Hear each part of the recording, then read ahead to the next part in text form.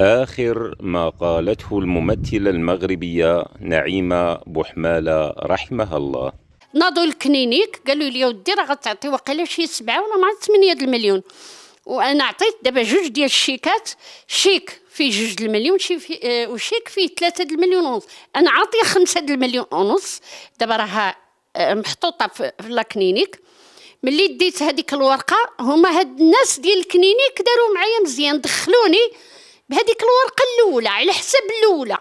ملي مشات بنتي جات هي اللي مقابلاني، مشات لعندهم قالت لي ما ودي عطيوني الورقه راه بغينا ندفعوا لا ميتيال باش الناس يديروا معنا شويه. قالت لي لا تنديروا اجتماع. داروا عليا اجتماع الاول، داروا عليا اجتماع الثاني، داروا عليا اجتماع الثالث، بحال انا ما عرفت اش دايره. واش انا عباد الله بغيت ندير التجميل؟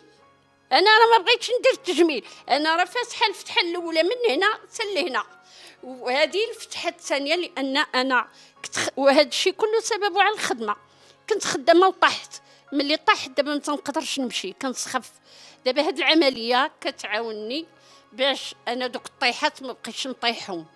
هذا هو المشكل. ملي جيت نجيب الورقه عطاوني الورقه اللي عطاوني هي اللي فيها 3 المليون هادشي كيضحك، فيها 3 المليون ونص.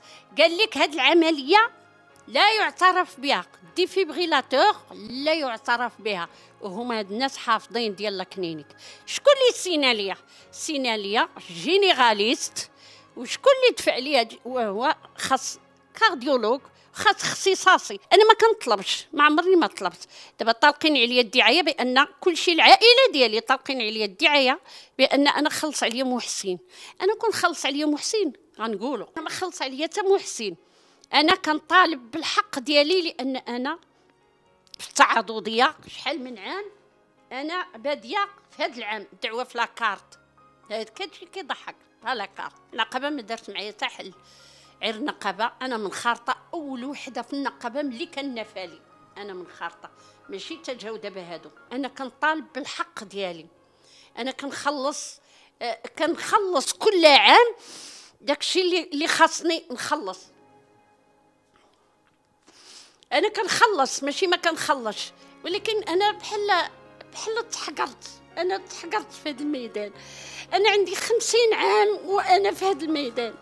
انا ما عندي عمارات، ما عندي فيرمات، ما عندي اللي عنده شي حاجه الله يعاونه، انا غير كاريه.